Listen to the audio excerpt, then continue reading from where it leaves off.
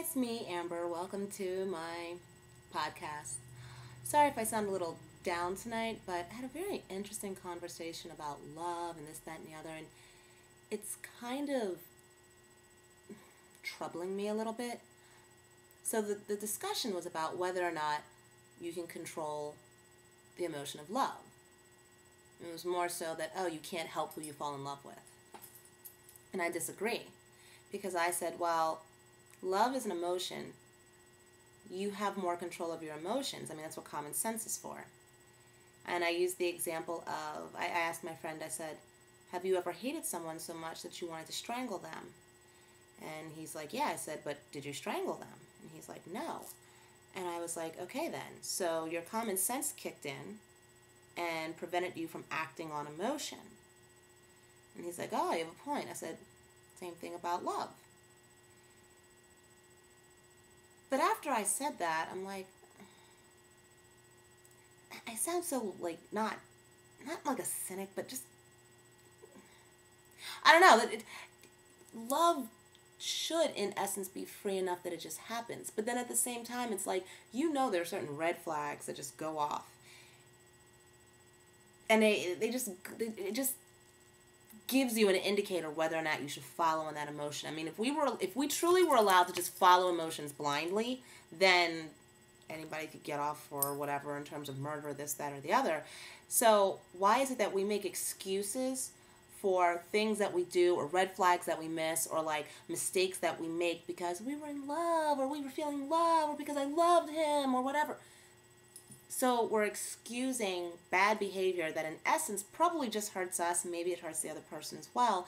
So actually it can be bigger than that, because let's say you're married and you have kids and you have family and all this and excuse me, whatever. The thing is, we excuse bad decisions because we claim we can't control the emotion of love.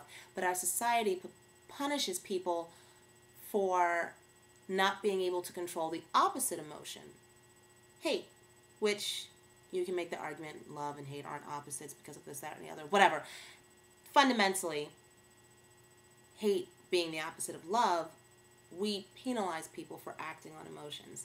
And that just kind of seems funny. And yet at the same time, I think the problem is because love gives us this positive, kind of euphoric, like over-the-top great feeling, we're willing to make the exception for common sense, when the reality is we shouldn't. If anything, because it's so euphoric and so powerful, we should be more careful with how we deal and control the emotion of love. And yet as I'm sitting here saying this, part of me is kind of like, but because it's such an awesome, great feeling, who are we to control it? I don't know what your thoughts are on that, but I don't know. A friend of mine earlier said to me, there are 3 kinds of people in this world. 3. Smart people, stupid people, and wise people. Smart people learn from their mistakes. Stupid people don't learn from their mistakes. And wise people learn from other people's mistakes. And when it comes to matters of the heart, sometimes it's really hard to learn from those mistakes on your own. Even though you might go through it, if somebody doesn't tell you, oh, that was a bad thing you did or that was a bad decision you made, you may not get it. So I guess I say be wise and learn from other people's mistakes and read the book He's Just Not That Into You.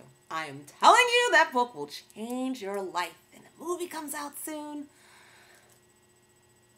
I'm going to see it. Anywho, point being, what are your thoughts on the idea that love is simply an emotion that we can or can't control? All right, then. That's it for tonight. Thanks for tuning in and listening.